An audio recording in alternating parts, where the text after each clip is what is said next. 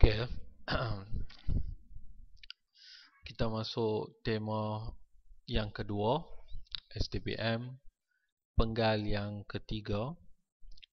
Okey, bahagian sejarah Malaysia. Okey, tema yang kedua bertajuk transformasi masyarakat.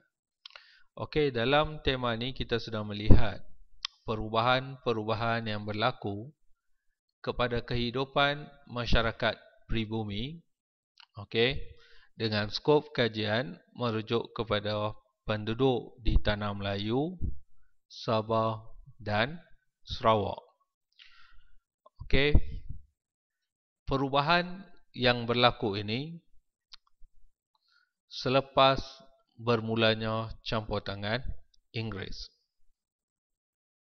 Bagi negeri-negeri Melayu, campur tangan yang dimaksudkan adalah dengan penempatan seorang residen Inggeris di negeri Perak, Selangor, Negeri Sembilan dan Johor, manakala seorang penasihat bagi negeri-negeri Melayu Utara iaitu Perlis, Kedah, Kelantan dan Terengganu, dan juga seorang lagi penasihat am yang dikatakan tugas atau kuasanya lebih terhad berbanding dengan residen dan penasihat, iaitu bagi negeri Johor. Walaupun berlaku perbezaan dari segi nama, tetapi tugas residen, penasihat ataupun penasihat am adalah lebih kurang sama, iaitu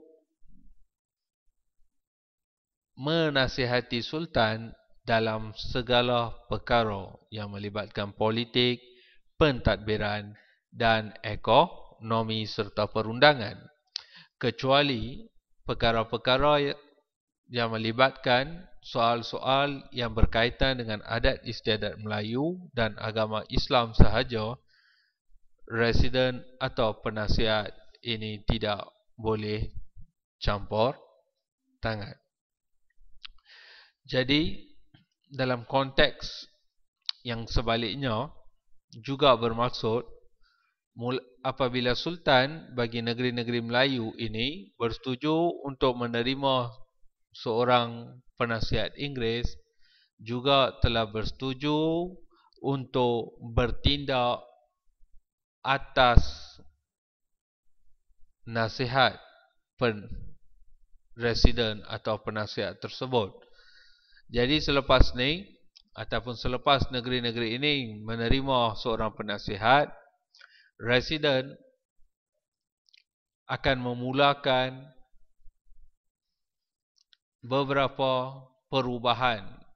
Okey, perubahan-perubahan yang berlaku ini akan mengubah struktur yang kita telah lihat dalam tema 1, iaitu tema masyarakat, iaitu yang berkaitan dengan institusi pemerintahan, hukum adat dan undang-undang juga mengalami perubahan, sistem sosial, sistem ekonomi, semua ni mengalami perubahan. Akibat daripada perubahan tersebut, kita telah lihat reaksi terhadap kuasa asing, iaitu berlakunya penentangan. Okey, penentangan terhadap penguasaan Inggeris.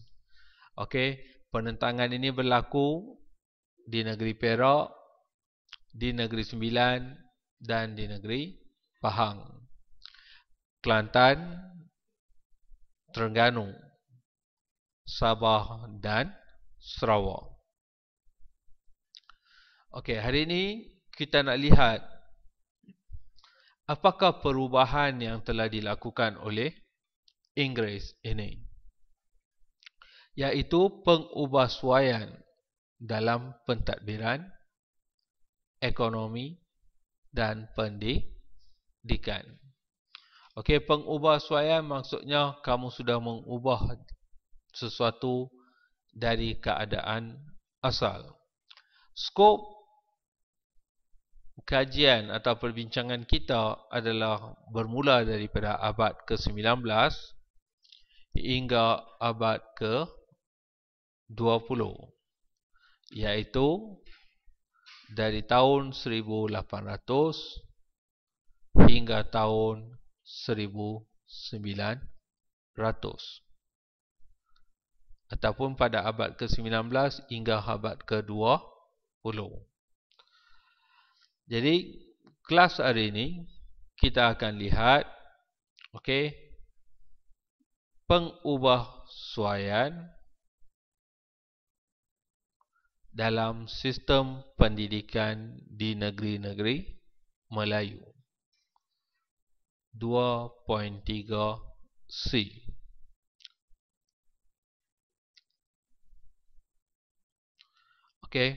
Bagaimana sistem pendidikan di negeri-negeri Melayu ini mengalami perubahan.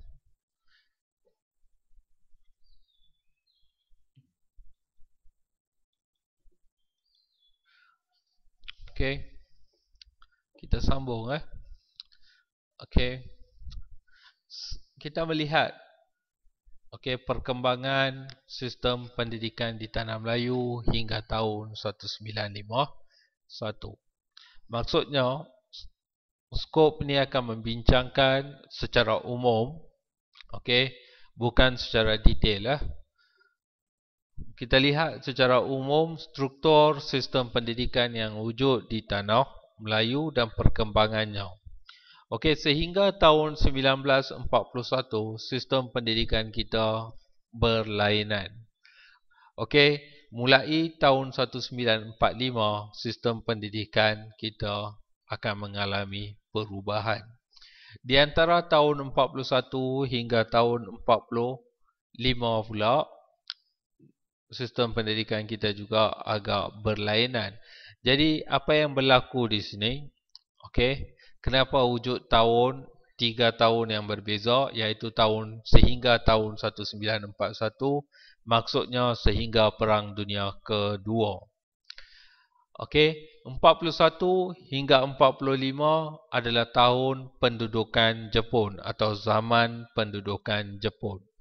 Dan tahun 1945 hingga tahun 1957 merupakan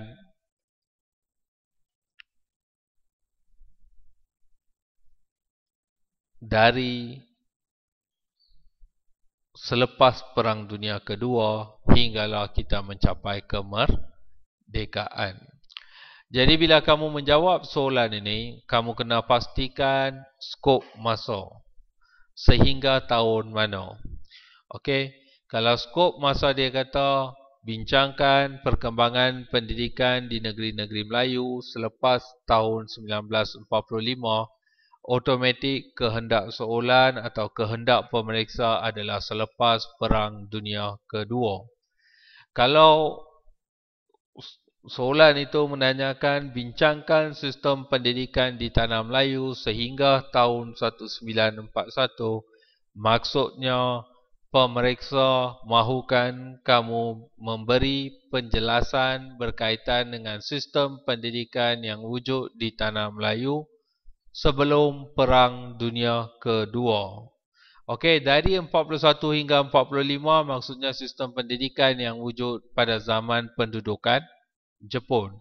Kalau soalan itu secara umum tanya kepada kamu sehingga tahun 63, iaitu sehingga pembentukan Malaysia. Jadi kamu boleh pecahkan perenggan itu mengikut sebelum Perang Dunia Kedua, ketika pendudukan Jepun sistem pendidikan kita bagaimana, selepas Perang Dunia Kedua bagaimana, dan selepas pembentukan Malaysia ataupun sehingga dari 57 hingga 63, iaitu 57 kita sudah mencapai kemerdekaan. Waktu itu dah ada laporan Raza, laporan Rahman Talib dan sebagainya yang telah pun kamu pelajari dalam bahasa Melayu. Ada? Laporan Raza, Rahman Talib ada belajar tak?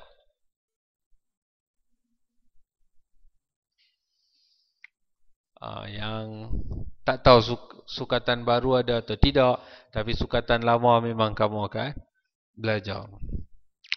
Jadi kita lihat secara umum. Setiap kali cikgu tekankan soalan ini memberi rangka jawapan secara umum sahaja. Maksudnya tak boleh cemerlang dan tak boleh gagal. Untuk dapat cemerlang, kamu kena masukkan beberapa elemen-elemen tertentu yang akan cikgu terangkan nanti dalam esei kamu ni ya. Apa yang kamu kena masukkan. Okey, pertama, pendahuluan.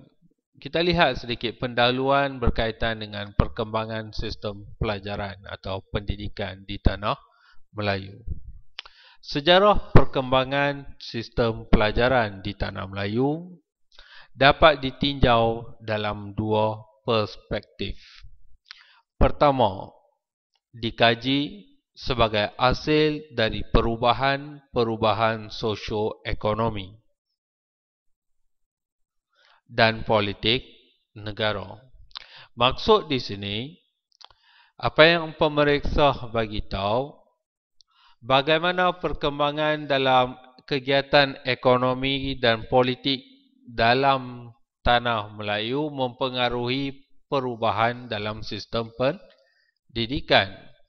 Kedua pula, perubahan-perubahan di bidang tersebut memberi kesan kepada sistem pelajaran. Yang tadilah, kedua pula, perkembangan sistem pendidikan yang membawa kepada perubahan dan perkembangan keadaan sosial, ekonomi dan politik. Jadi kajian yang kedua, bila sistem pendidikan yang baru itu telah wujud, kamu dah pergi ke sekolah, belajar dan sebagainya, bagaimana ilmu yang kamu perolehi atau pendidikan yang kamu perolehi itu mengubah keadaan sosial, ekonomi dan politik di tanah Melayu. Boleh faham? Jadi skopnya agak memeningkan kamu. Okey? Satu contoh, iaitu pada peringkat awal, sebab majoriti penduduk tanah Melayu adalah penduduk beragama Islam, penekanan diberi kepada pendidikan agama. Jadi perkembangan dalam pendidikan agama itu ada beberapa orang tokoh mempelajari pendidikan agama sampailah ke Universiti Al-Azhar di Mesir. Dan bila mereka balik dengan ilmu tersebut, mereka tidak duduk diam. Mereka cuba mengubah keadaan struktur politik dengan menentang Inggeris. Boleh faham? Dengan gerakan-gerakan nasionalisme. Okey. Begitu juga pelajar-pelajar lepasan Maktab Kolej Melayu Kuala Kangsar dan Maktab Perguruan Sultan Idris. Kalau kamu lihat dalam gerakan-gerakan nasionalisme awal, mereka ini cuba membawa perubahan kepada masyarakat. Jadi, perkembangan sistem pendidikan di tanah Melayu boleh difokus pada dua. Bagaimana ekonomi politik sosial ini ubah sistem pendidikan dan bagaimana sistem pendidikan ini mengubah masyarakat. Satu keadaan timbul balik. Hal ini menunjukkan terdapat keadaan timbul balik dalam perkembangannya. Boleh faham? Okey. Perubahan di sini berlakulah perubahan dalam sistem pendidikan. Contohnya hari ini kita ambil perkembangan dalam bidang teknologi maklumat, betul? Jadi berlaku tak perkembangan di luar internet, teknologi maklumat, cara berkomunikasi mengubah sistem pendidikan kamu? Berlaku atau tidak? Berlaku, betul. Dahulu kalau kamu buat pembentangan guna kad Manila dan sebagainya, hari ini kamu masih guna? Dah semakin kurang, betul? Semuanya kamu mula buat dalam bentuk PowerPoint dan sebagainya. Begitu juga, selepas sistem pendidikan itu mengubah kamu, kamu duduk dalam sistem pendidikan yang baru, dah habis, tamat pengajian kamu, bagaimana kamu akan mengubah masyarakat atau kehidupan sosial kamu? Boleh faham? Kamu tak Mungkin kamu dah pandai IT ketika dah habis keluar. Okey? Boleh faham? Lepas tu sebab kamu dah ada semua kemahiran tersebut, jiran sebelah pun dia buat kenduri, kamu cuma perlu tekan like kat Facebook saja, tak perlu pergi. Dan dia pun, walaupun sebelah dia invite menggunakan Facebook, kamu pun reply akan hadir. Tapi takkan hadir lah. Okey? Perubahan tersebut satu contoh bagaimana dia mengubah. Mengubah betul sosial, perhubungan, ekonomi dan sebagainya. Semua ini akan berubah.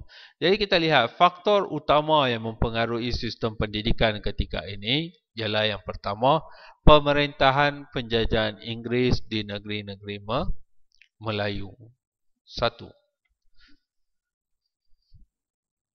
Bila Inggeris membawa ataupun Inggeris masuk ke tanah Melayu, dia bagi tahu sistem pendidikan yang ada ni tak bagus, kuno. Boleh faham? Apa yang dia nak banggakan, sistem pendidikan yang dia ada. Bagi dia, sistem pendidikan dia lah yang bagus. Jadi dia memperkenalkan sistem pendidikan Inggeris. Dan kalau ada sistem pendidikan Inggeris saja, kamu akan dapat peluang pekerjaan. Kalau kamu nak kekal dengan sistem pendidikan tradisional, dia tak kisah, kamu tak boleh masuk dalam sektor kerajaan. Yang kedua, ialah kemasukan secara besar-besaran orang-orang asing ke tanah Melayu. Orang-orang asing di sini merujuk kepada kaum Cina dan kaum India. Bila mereka masuk ke tanah Melayu dalam kuantiti yang besar, mereka menetap dalam kelompok masyarakat mereka sendiri. Okey. Mereka mengekalkan bahasa ibunda mereka dan sistem pendidikan yang wujud di negara asal. Boleh faham? Boleh faham? Jadi, bila sistem pendidikan ini dibawa masuk, sudah berlaku kepada perubahan dalam sistem pendidikan yang wujud di tanah Melayu, iaitu sistem pendidikan kita mula berubah corak menjadi vernakular. V-E-R-N-A-K-U-L-A-R. Vernakular bermaksud sistem pendidikan yang berasaskan kepada bahasa ibunda. Orang India belajar dalam bahasa Tamil. Orang Cina belajar dalam bahasa Cina. Yang penuntut dalam bidang agama belajar dalam bahasa Arab. Okey, bukan bahasa Melayu pelajar dalam aliran agama menuntut dalam bahasa Arab. Pelajar Melayu yang berpendidikan Melayu belajar dalam bahasa Melayu, dan yang masuk ke sekolah Inggeris belajar dalam bahasa Inggeris. Jadi 5 bahasa wujud dalam sistem pendidikan kita. Okey, jadi perkembangan yang pertama kamu kena jelaskan sekolah-sekolah yang wujud. Sekolah agama pertama dibina di mana? Siapa membiayai sekolah tersebut? Okey. Sekolah Inggeris pertama dibina di mana? Siapa membiayai sekolah tersebut? Peruntukan. Okey. Sekolah Cina, siapa yang buat dan siapa bagi duit? Bagaimana guru dia? Bagaimana sukatan dia? Kamu kena faham. Begitu juga dengan sekolah Tamil. Okey. Siapa bina? Siapa bagi duit peruntukan, bagaimana dengan guru-guru dan juga sukatan dia. Semua ni kamu kena jelaskan. Okey, kalau kamu mampu jelaskan, esei kamu akan mengalami satu proses yang agak cemerlang. Boleh faham? Okey, sebelum kita lihat perubahan, bila kita nak menjelaskan perubahan, kita perlu mengetahui keadaan asal. Okey. Seperti yang cikgu selalu bagi tahu, cikgu tak pernah nampak kamu sebelum ni. First time kita jumpa, terus cikgu bagi tahu kamu dah jadi gemuk. Boleh tak? Tak boleh. Kalau Cikgu pernah nampak kamu dari form 1 sampailah form 6, bolehlah cikgu bagi tahu perubahan.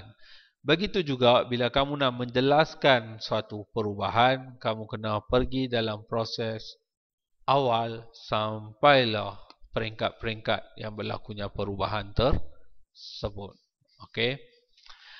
Sebab tu kita ada tema masyarakat, tema yang asli. Okey, iaitu bagaimana struktur politik, ekonomi dan sosial penduduk tanah Melayu sebelum campur tangan. Jadi kita teruskan latar belakang sistem pendidikan sebelum kedatangan Inggeris. Sebelum penjajahan Inggeris, pendidikan formal untuk anak-anak Melayu adalah kelas-kelas mengaji Quran.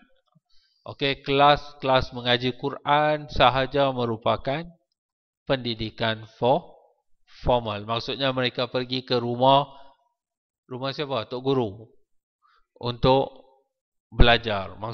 Faham? Kamu ada protokol. Kamu kena pergi, ini waktunya dan sebagainya. Yang mengajar membaca Al-Quran dan asas-asas agama Islam. Kelas-kelas tersebut tumbuh secara sendiri. Okey, dan tidak mempunyai sebarang kawalan dan pentadbiran pusat. Maksudnya atas inisiatif seseorang individu ataupun penduduk kampung. Okey. Satu lagi bentuk pendidikan ialah mengenai ilmu kebatinan dan seni mempertahankan diri. Pendidikan ini lebih terbuka kepada anak muda dari kaum lelaki. Okey, silat. Okey. Yang ni merupakan satu lagi pendidikan formal. Sistem pendidikan bagi kaum-kaum lain, okey, tidak begitu ketara. Sistem pendidikan bagi kaum-kaum lain tidak begitu ketara. Kerana jumlah penduduk asing di tanah Melayu tidak ramai sehinggalah campur tangan Inggeris. Okey, maksudnya pendidikan Cina, pendidikan Tamil, pendidikan Inggeris, walaupun orang Cina sudah wujud di tanah Melayu sebelum campur tangan Inggeris, tetapi tak nampak sistem pendidikan mereka. Boleh faham? Sampailah Inggeris masuk campur tangan. Okey, ada sebarang soalan tentang perkembangan awal sistem pendidikan?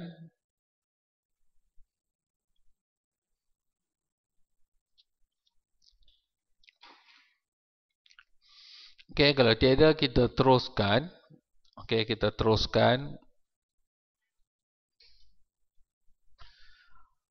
Okey, pengenalan kepada sistem pendidikan Inggeris. Penglibatan Inggeris di negeri-negeri Selat telah mengakibatkan pengenalan sistem pendidikan moden atau sekular secara beransur. Moden, kamu tahulah, yang menekankan subjek-subjek seperti matematik, sains, geografi, sejarah. Okey. Yang atau sekular. Sekular ni apa maksud dia? Yang tidak berasaskan agama. Okey. Sekular maksudnya tidak berasaskan atau berlandaskan kepada agama atau ilmu yang tiada kaitan dengan agama. Ataupun ilmu-ilmu ini dipisahkan daripada unsur agama. Mana-mana keadaan pun boleh diterima pakai. Mulai pertengahan kurun ke-19, iaitu 1850 ke atas, negeri-negeri Selat menerima sistem pendidikan bercorak barat itu. Kemudiannya, selepas campur tangan, ianya diperluaskan lagi setelah Inggeris campur tangan di negeri-negeri Melayu pada tahun 1874. Okey, pada tahun 1874.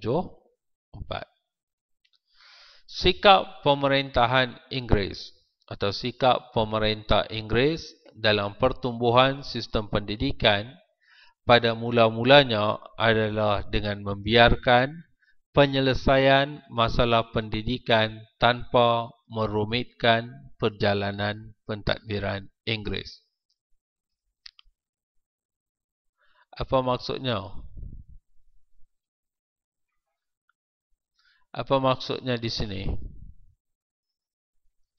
Yaitu pada peringkat awal pemerintahannya, okey, Inggeris tak mengawal siapa saja yang nak buka sekolah, mau balik Kristian datang, okey, orang persorangan nak buka sekolah, okey, boleh buka atas inisiatif sendiri. Sukatan kamu sendiri uruskan, cikgu-cikgu kamu sendiri uruskan. Boleh tak hari ini kamu buka sekolah macam tu saja?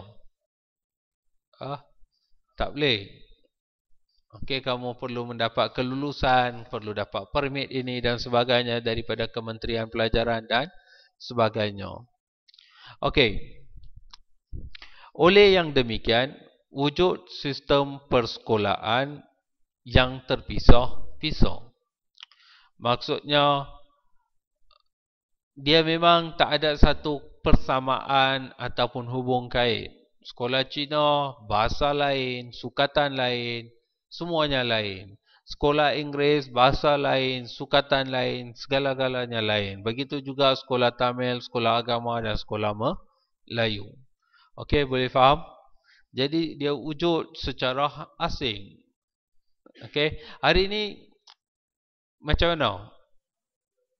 Hari ini walaupun wujud sekolah Cina, walaupun wujud sekolah Tamil, tetapi sistem peperiksaan segala-galanya berada di bawah satu kementerian dan kelayakannya standard. Jadi pelajar sekolah Cina maupun sekolah Tamil, kalau dia lulus, dia boleh masuk sekolah menengah.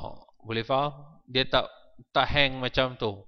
Kalau dahulu pelajar yang sudah belajar sekolah Tamil, tiba-tiba nak masuk sekolah Inggeris akan mengalami masalah. Okey. Seterusnya, pihak Inggeris tidak pernah berusaha untuk menghalangnya kerana dengan berbuat demikian boleh menimbulkan masalah. Okey, sebab pendidikan merupakan satu isu sensitif dalam kalangan masyarakat sampai hari ini, betul? Okey. Contohnya sekolah wawasan, okey. Nak jadikan semua sekolah satu sekolah saja, semua ni masih sampai hari ini menimbulkan masalah. Yang ini beberapa tahun sebelum lebih kurang 100 tahun dahulu punya cerita, boleh faham? Okey, dia lagi lah teruk keadaan dia. Okey, jadi Inggeris pun biarkan saja. Dan satu lagi sebab kenapa dia biarkan, sebab Inggeris mengamalkan dasar pecah dan perintah. Boleh faham?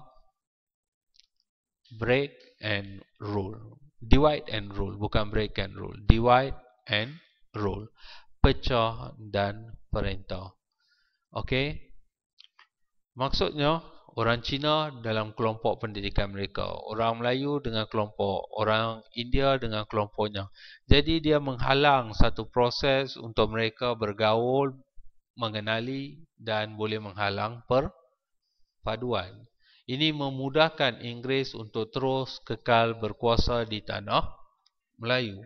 Kalau dia wujudkan satu sistem pendidikan yang seragam, kalau wujud kerjasama, kalau tiga-tiga kaum ini bergabung, kemungkinan besar apa yang akan berlaku, kedudukan Inggeris di tanah Melayu akan terancam atau tergugat.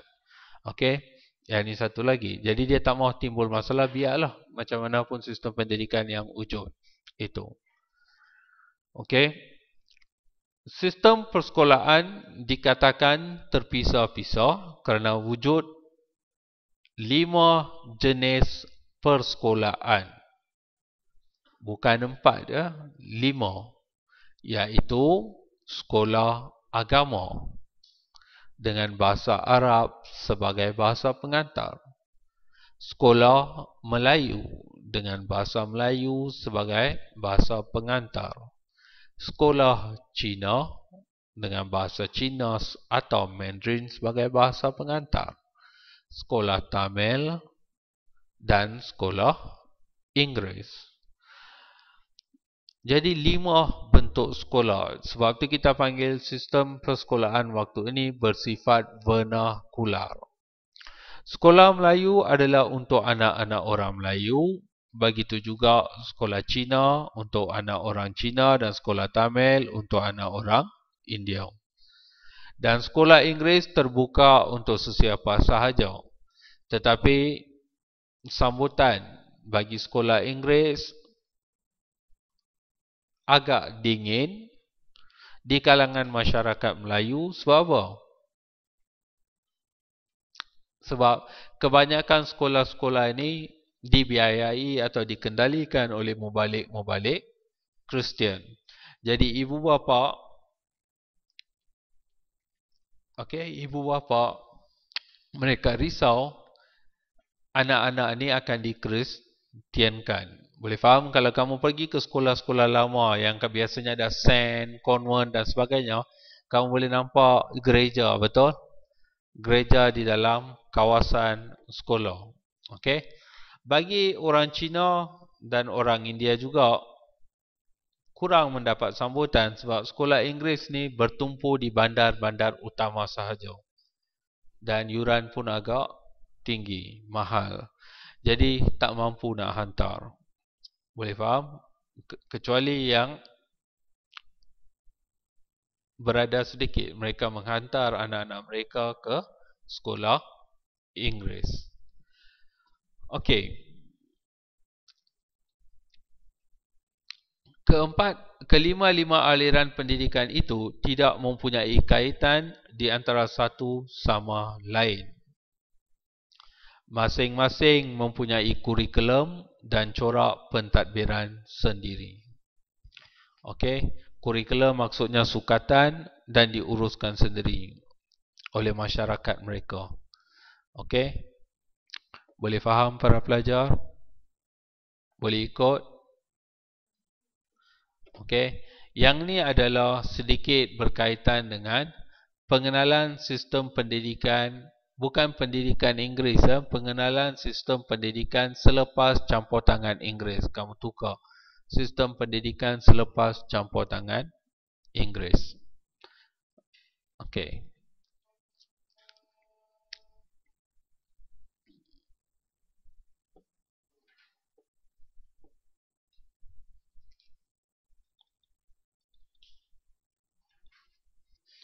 Okey. Kita lihat sekolah Melayu.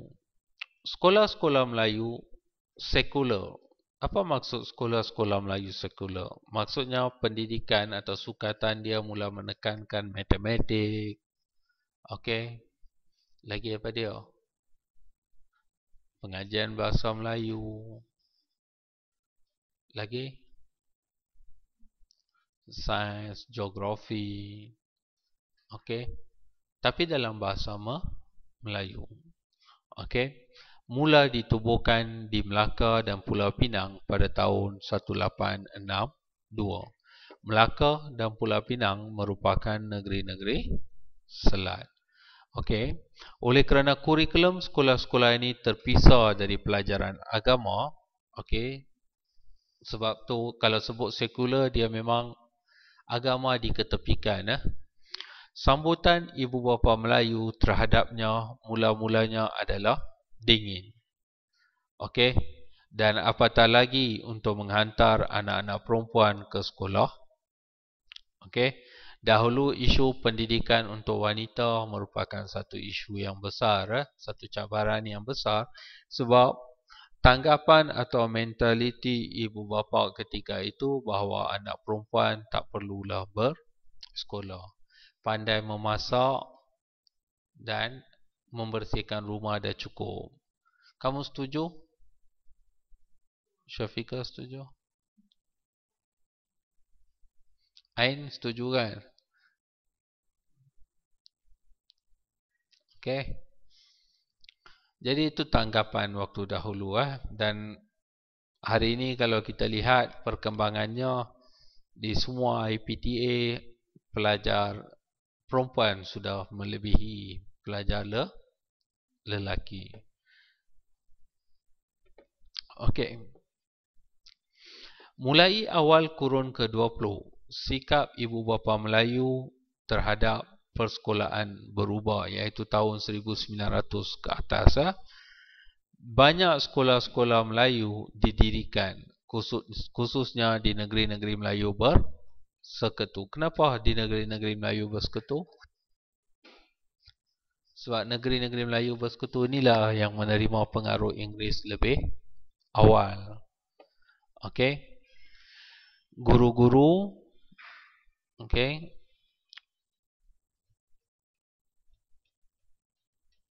guru-guru pun mula dilatih dengan sistematik dengan pembukaan maktab-maktab latihan guru di Melaka dan Tanjung Malim. Okey, ya, yang di Tanjung Malim hari dahulu kita kenali sebagai MPSI, Maktab Perguruan Sultan Idris. Okey, hari ini dah jadi UPSI. Pendidikan aliran Melayu adalah terhad, iaitu di peringkat rendah sahaja. Maksudnya, dah habis peringkat rendah tak boleh masuk dah sekolah menengah. Okey, kalau nak masuk kamu kena pergi ke dalam aliran Inggeris. Mereka tidak boleh menyambung pelajaran ke peringkat menengah atau ke peringkat lebih tinggi lagi. Satu-satu peluang melanjutkan pelajaran ialah memasuki maktab-maktab perguruan. Peluang tersebut tentulah tidak terbuka kepada semua murid. Okey.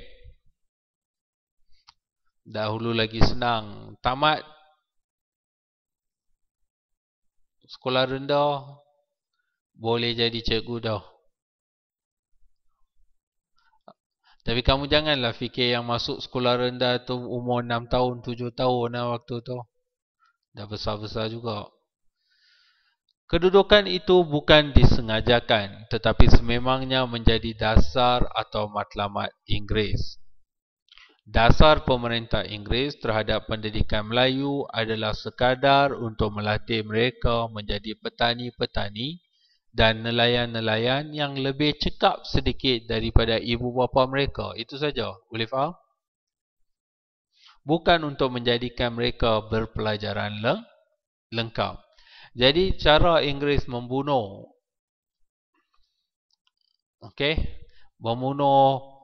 perkembangan anak-anak Melayu ketika itu dengan sekolah menengah aliran Inggeris. Dari sekolah rendah mereka dalam aliran Melayu, tiba-tiba menengah menjadi aliran Inggeris, dah tentu mereka tak boleh bawa. Boleh faham? Kemudian terhad, bukan semua boleh masuk dan sebagainya. Perkara ini dinyatakan dengan rasmi oleh George Maxwell dalam tahun 1920. Bukan dikatakan, tetapi George Maxwell, cikgu tak pasti pada tahun 1920, tetapi kalau tak silap cikgu pada tahun 1920, George Maxwell merupakan Resident General. Resident General maksudnya ketua bagi negeri-negeri Melayu bersekutu. Nanti kita akan belajar. Okay. The aim of the government is not to turn out a few well-educated youth, nor a number of less well-educated boys. Rather, it is to improve the bulk of the young people, to make the son of the fisherman or peasants a more intelligent fisherman or peasant than his father had been, a man whose whose education will enable him to understand how his lot in life fits in with the scheme of life around him. Maksudnya, matlamat pendidikan yang diberi ataupun matlamat kerajaan, kerajaan di sini merujuk kepada kerajaan Inggeris, bukannya untuk memperolehi beberapa orang anak muda yang well educated, yang mendapat pendidikan yang secukupnya. Bukan angka untuk memperolehi jumlah yang terpelajar itu menjadi isu, tetapi untuk improve, maksudnya untuk memperbaiki the bulk of young people. Bulk maksudnya satu kelompok masyarakat anak muda, to make the son of fisherman, untuk menjadikan anak seorang nelayan atau anak seorang petani, a more intelligent fisherman, menjadi nelayan yang lebih pintar atau petani yang lebih pintar dari ayah dia. Boleh faham? Jadi maksudnya dengan jelas di sini dia bagi tahu masih lagi agenda Inggeris, anak nelayan mesti jadi nelayan, anak petani mesti jadi petani. Okay? And a man whose education will enable him to understand how his lot in life fits in with the scheme of, jadi untuk membolehkan dia sedar, bagaimana diri dia tu boleh disesuaikan dengan keadaan di sekeliling dia. Sebab tu dalam sekolah Melayu, dalam kurikulum dia ada kelas pertukangan dan sebagainya. Boleh faham? Untuk menambahkan kemahiran sahaja. Jadi kebanyakan anak-anak Melayu yang tamat darjah 6 atau 7 terus bekerja semula sebagai petani dan nelayan di kampung. Hanya sebilangan kecil yang dapat meneruskan pelajaran di maktab perguruan, bekerja sebagai polis atau pion di pejabat-pejabat kerajaan. Pion ini apa dia? Office boy. Inilah keadaan sekolah Melayu. Jadi cikgu nak, kamu tambah sedikit, sekolah Melayu yang pertama di tanah Melayu ditubuhkan di mana? Cari dalam buku rujukan sekarang. Antara sekolah Melayu yang pertama ditubuhkan ialah sekolah Melayu Gelegur dan sekolah Melayu Bayan lepas di Pulau Pinang. Kita teruskan. Kita teruskan dengan sekolah Cina pula. Berbeza dengan pendidikan Melayu, pemerintahan Inggeris tidak menganggap sebagai tanggungjawab untuk menyediakan pelajaran dalam bahasa Cina. Bagi sekolah Melayu, sekolah ini ditubuhkan adalah sumbangan ataupun peruntukan daripada kerajaan Inggeris. Boleh faham? Lepas tu dia nak latih anak-anak guru-guru Melayu untuk ke sekolah-sekolah Melayu. Dia juga telah mewujudkan maktab perguruan. Tetapi bagi sekolah Cina, Inggeris tidak menganggap sebagai tanggungjawab untuk menyediakan pelajaran dalam bahasa Cina. Oleh yang demikian, perkembangan pendidikan aliran Cina secara formal adalah diselenggarakan oleh kaum Cina sendiri. Dengan demikian, perkembangan pendidikan Cina adalah secara bebas mengikut kehendak mereka sendiri.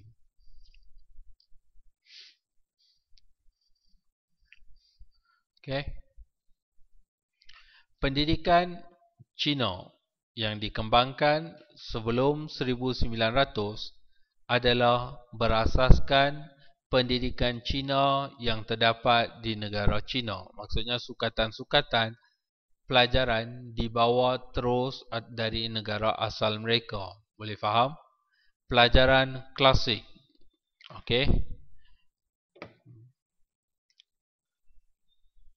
Pelajaran klasik hafalan dan tulisan secara latih tubi adalah bidang pelajaran, okey,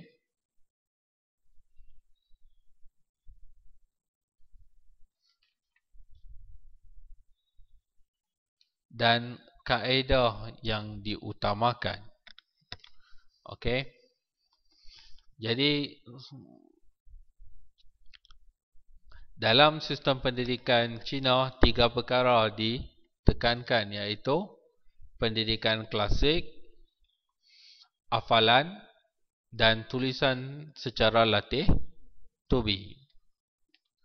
Bagaimanapun, selepas tahun 1900, dengan berubahnya keadaan politik di negara Cina, okey, kalau kamu lihat tahun 1900, okey, negara Cina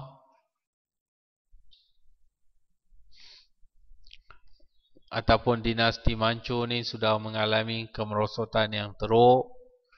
Okey. Usaha mengembang dan memperbaiki kedudukan dan kandungan pelajaran di sekolah-sekolah Cina dijalankan. Okey.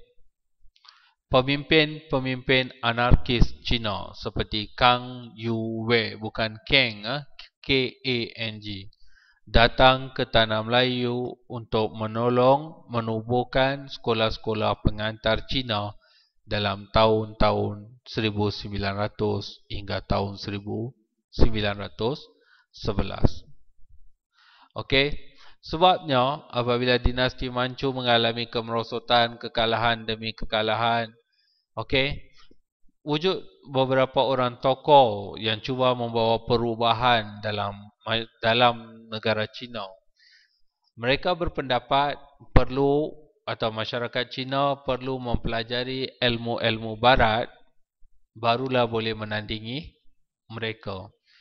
Jadi tanggapan ataupun konsep tersebut juga mula mempengaruhi sukatan sekolah Cina di tanah Melayu. Dan salah seorang tokoh revolusi ataupun pembaharuan tersebut ialah Kang Youwei. Okey, yang juga pernah datang ke tanah Melayu. 1911 habis riwayat dinasti Manchu. Okey. Selepas revolusi 1911 dan tertubuhnya Parti Kuomintang, negara Cina mengambil perhatian yang lebih berat terhadap rakyat Cina di seberang laut. Perhatian itu termasuklah di bidang pelajaran. Mereka menghantar buku-buku teks, guru-guru dan kewangan untuk memperbaiki sistem pelajaran pengantar Cina di sini. Kurikulum di sekolah-sekolah Cina dipermodernkan dan diperluaskan, bukan saja terhad kepada hal-hal pelajaran klasik Cina, tetapi juga sejarah, ilmu alam atau geografi, ilmu hisab ni apa? Matematik, nyanyian dan lukisan mula diberi perhatian. Okey. Sejarah, ilmu alam, ilmu hisab, nyanyian dan lukisan. Sekolah-sekolah ini kemudiannya dijadikan alat untuk memupuk semangat kebangsaan Cina di samping membangkitkan unsur-unsur anti pemerintahan Inggeris. Sebagai langkah untuk membendung perkembangan-perkembangan yang lebih buruk, kerajaan telah meluluskan undang-undang membanci sekolah-sekolah tahun 1900. Dengan undang-undang ini, wujud kawalan perkembangan dan aktiviti terhadap sekolah-sekolah Cina.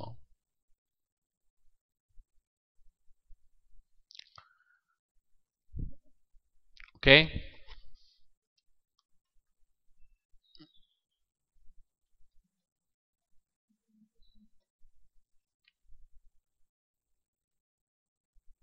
Sebarang soalan berkaitan dengan sekolah Cina?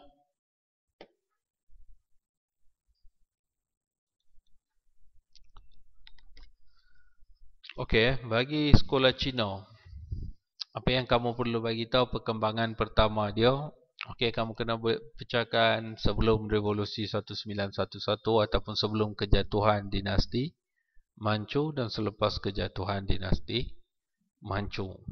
Okey, sebelum kejatuhan dinasti Manchu ataupun ketika zaman dinasti Manchu terabai, Inggeris tak kawal, jadi mereka bawa sukatan dari negara asal yang memfokuskan kepada pelajaran klasik, hafalan dan latihan tubi. Okey, kaedah menulis secara tubi. Okey, ini penekanan dia. Selepas tu, revolusi 1911, okey, di mana di negara perkembangan di negara China merasakan kelemahan dinasti Manchu adalah gagal menandingi ilmu dan teknologi barat. Ini yang menyebabkan mereka ni menjadi lemah. Jadi wujud tokoh-tokoh reformis yang cuba menekankan kepada pentingnya ilmu-ilmu moden. Okey, jadi perkembangan ini juga turut mempengaruhi perkembangan sekolah Cina di tanah Melayu kerana Parti Kuomintang yang memerintah negara China ketika itu turut memberi perhatian kepada rakyat China di seberang laut. Okey, jadi mereka telah menghantar buku teks, guru-guru dan kewangan untuk memperbaiki sistem pelajaran sekolah Cina di tanah Melayu. Akibatnya, beberapa ilmu moden diperkenalkan, iaitu sejarah, ilmu alam, ilmu hisab, nyanyian dan lukisan. Kamu juga perlu tahu, sebenarnya telah belajar dalam semester pertama, iaitu Parti Kuomintang akan bergabung dengan Parti Komunis Cina. Jadi secara tidak langsung, unsur-unsur komunis ini juga sudah mula masuk ke tanah Melayu. Okey, jadi sebagai satu usaha Inggeris untuk menyekat perkembangan komunis, okey, dia telah meluluskan undang-undang membanci sekolah-sekolah tahun 1900 bagi tujuan untuk mengawal perkembangan dan aktiviti-aktiviti terhadap sekolah Cina. Okey, sampai itu dia tak kawal, dia biarkan saja. Boleh faham? Okey. Kita teruskan dengan perkembangan di sekolah Tamil. Pendidikan untuk orang-orang India mula diberi perhatian akibat kemasukan orang-orang India yang semakin ramai kerana perkembangan perusahaan getah. Kebanyakan sekolah-sekolah untuk anak-anak orang India ditubuhkan di ladang-ladang getah, di mana terdapat ramai orang India. Mereka menggunakan bahasa Tamil sebagai bahasa pengantar. Penubuhan sekolah-sekolah Tamil adalah diperlukan oleh Undang-Undang Buruh 1923. Okey, Undang-Undang Buruh 1923. Okey, mewajibkan pihak majikan ladang. Okey, mewajibkan pihak majikan ladang getah menyediakan dengan bantuan sedikit sebanyak oleh pihak kerajaan.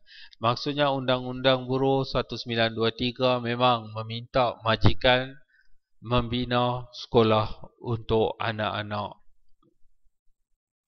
India ni ya. Okey, mewajibkan. Keadaan sekolah-sekolah Tamil secara keseluruhannya adalah tidak memuaskan dari segi bangunan, kemudahan-kemudahan dan guru. Sebahagian daripada guru-gurunya tidak bertugas sepenuh masa. Sebab undang-undang dah kata kena ada, mereka pun bina. Siapa yang bina? Majikan. Bukannya masyarakat India yang membina. Berbanding dengan masyarakat Cina, masyarakat mereka yang buat. Jadi mereka sanggup keluarkan duit yang banyak, memperbaiki Okey, mereka dari segi ekonomi pun kukuh ketika itu. Tak jadi masalah. Tapi sekolah-sekolah Tamil ni berada dalam keadaan yang daif ketika itu. Seluruh murid di dalam sesebuah sekolah adalah memupuk taat setia terhadap negara India. Pendidikan melalui pengantar bahasa Tamil terhad kepada peringkat rendah sahaja. Mereka yang tamat dari sekolah-sekolah Tamil kembali bekerja sebagai penoreh-penoreh getah atau buruh-buruh ladang. Okey, sama seperti sekolah Melayu. Dapat?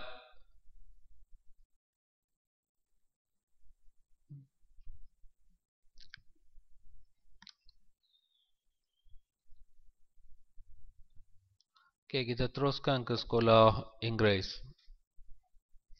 Pendidikan yang diberi keutamaan oleh kerajaan ialah pendidikan aliran Inggeris. Ianya amat penting dan berpengaruh pada peringkat permulaan sekolah-sekolah itu untuk menyebarkan agama Kristian. Okey. Sekolah-sekolah mission itu kemudiannya, mission maksudnya missionary ya, mubalik. Sekolah-sekolah mubalik. Itu kemudiannya menerima bantuan dari kerajaan. Kemudiannya kerajaan sendiri menubuhkan beberapa buah sekolah Inggeris yang lain. Sekolah Inggeris yang pertama di Tanah Melayu ialah Penang Free School. Okey. Yang diasaskan pada tahun 1816. Perkataan free itu bermaksud bahawa kemasukan murid-murid ke sekolah tersebut adalah terbuka kepada setiap bangsa dan setiap lapisan masyarakat. Sebab itu dia gunakan Penang Free School, bukannya percuma. Boleh faham? Okey. Kebanyakan sekolah-sekolah Inggeris didirikan di bandar-bandar. Oleh yang demikian, ramai penuntut-penuntutnya daripada orang-orang Cina dan India. Bilangan orang-orang Melayu yang tinggal di bandar-bandar terlalu kecil jumlahnya. Pendidikan aliran Inggeris terdiri dari peringkat rendah dan menengah. Yang ni ada sekolah rendah dan sekolah menengah. Terdapat dua jenis peperiksaan, iaitu Junior Certificate. Okey, Junior Certificate tingkatan 4 dan Cambridge School Certificate di tingkatan 5. Kalau kamu ambil sijil SPM kamu, berapa orang belum ambil lagi sijil SPM dari sekolah? Nanti pergi ambil kat JPN negeri ya. Kalau dah lambat sangat akan dihantar. Okey, kamu tengok di belakang sijil kamu. Dia akan tulis peperiksaan ini diperlakukan oleh Cambridge Certificate dan sebagainya. Masih akan ada sebagai satu standard recognized. Pelajar keluaran sekolah Inggeris biasanya diterima bekerja di jabatan-jabatan kerajaan dan firma-firma sebagai kerani, juru teknik dan sebagainya.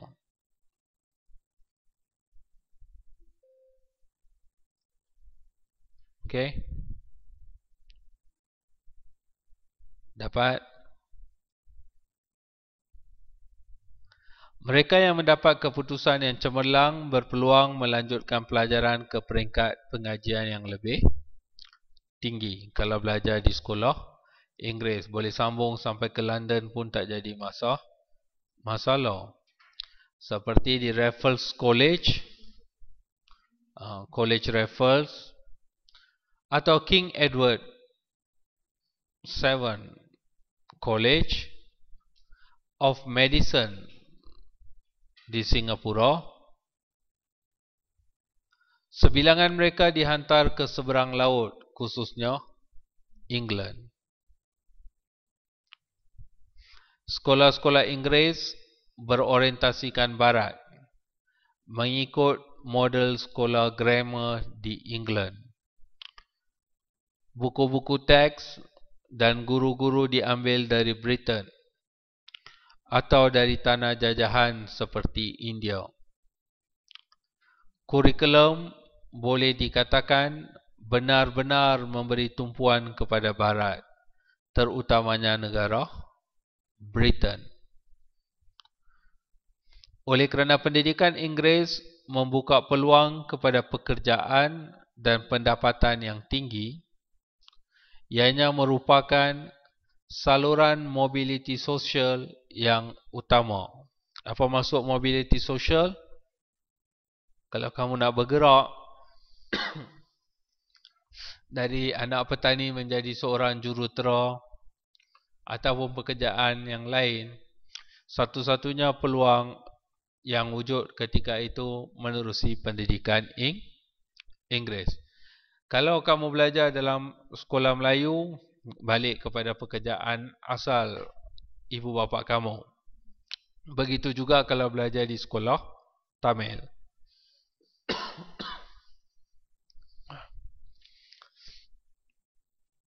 Dan dengan itu dipandang bernilai lebih tinggi dibanding dengan sistem pendidikan vernakular yang lain. Okey, ini adalah perkembangan sistem pendidikan di tanah Melayu sebelum Perang Dunia yang ke-2 ataupun sehingga tahun 1941.